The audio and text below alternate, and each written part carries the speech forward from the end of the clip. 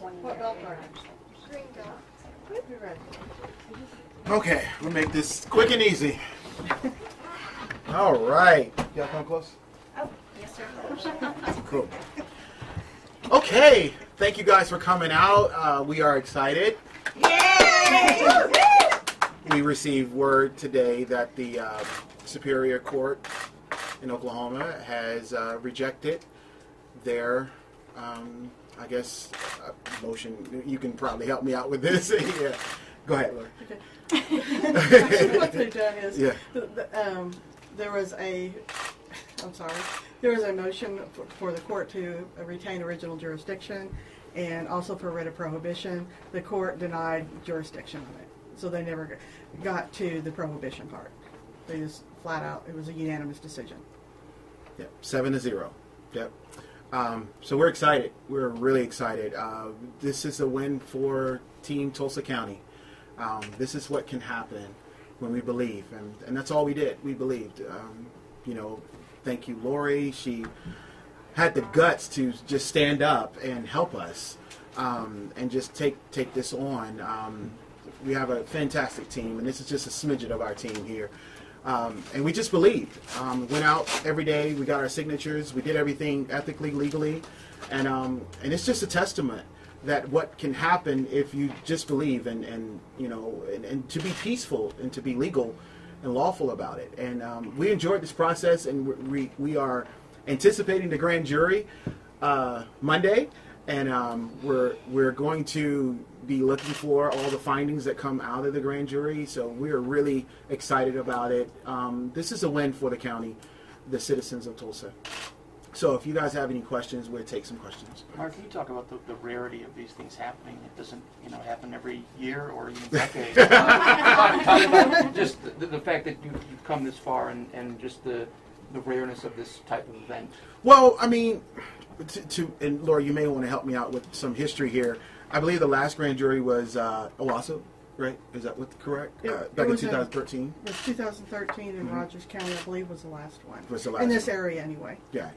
Yeah, and I believe that that happened a little different. But as far as Tulsa County is concerned, I assume it's rare. I've been here 8 years and it's never happened. I think this gives the public the willpower to believe in themselves and also in the system, and it shows that the system can work for you. For far too long, we have seen that the system people have felt disenfranchised by the system, and it's working for them. And we're a testament to that right now. Mark, that was something I wanted to ask you about. Obviously the group has had an effect currently, with what's happened. But do you feel like maybe it's sort of armed citizens going forward to know that they can have this power? Absolutely. I mean, we're getting calls from all over the country that people are watching this case and they're believing. I'm getting. People are just calling and just congratulating us and just saying thank you. I'm getting calls from people who I never wouldn't have expected to get calls from. People who have never believed in the system. People who have felt like they wanted to give up. And now they look at the situation and they say that, yes, we can make a difference. We can do things together. We can really put our arms together, put our minds together and do it legally and ethically and morally.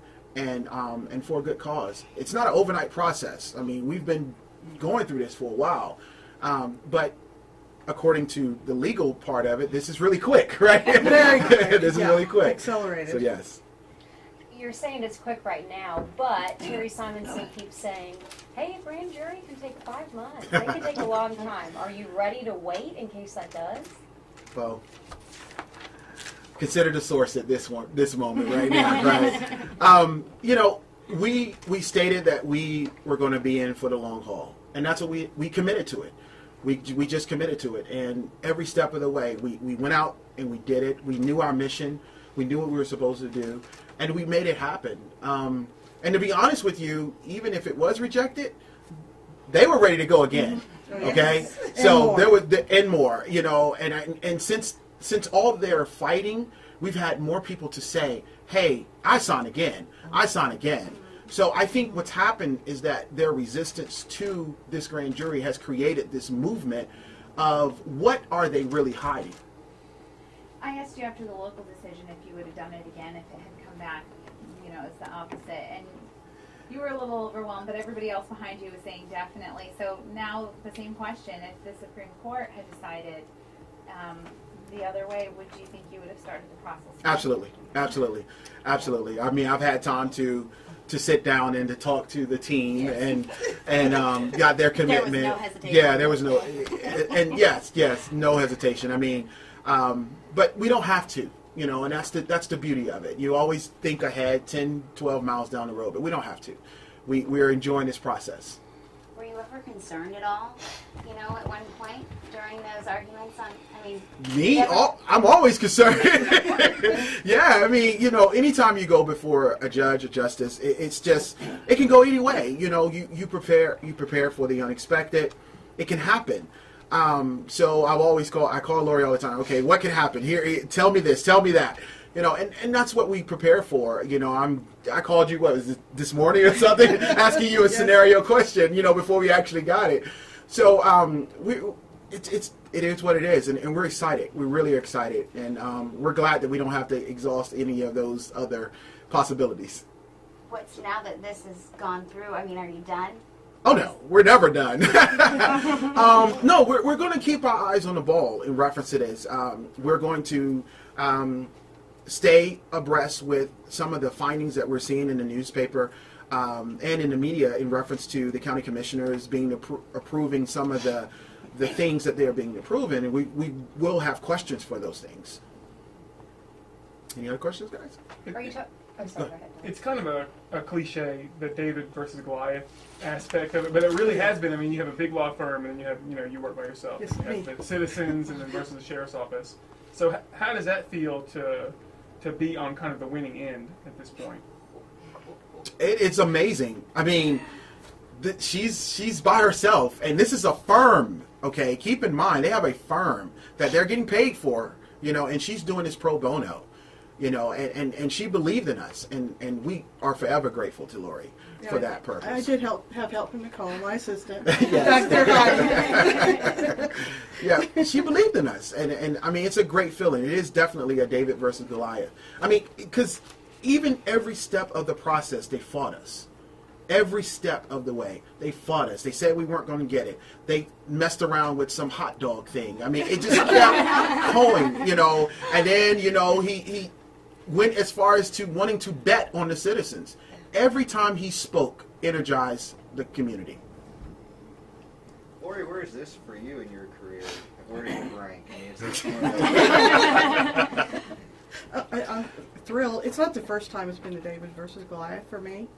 I've done election contests, things like that, where, you know, I come to court and it's me and one attorney, and then it's me and two attorneys, it's me and three, and then four, and then five, and you just kind of go, how many of them do you take? Lori's good. Lori's good, guys. I'm telling you, she knows her stuff. She knows her stuff. She's good. She's very thorough, you know, and we're just blessed to have her. We couldn't have had a better attorney. She's thorough. Mark, when you're talking about some of the other things that you're looking into, is some about the jail operation funds? Absolutely. Yeah, we're very concerned. The travel expenses, how things get approved, that's very concerning to citizens. I'm sorry, go ahead. How much weight are you going to put on the results of the current audit that the county is having done?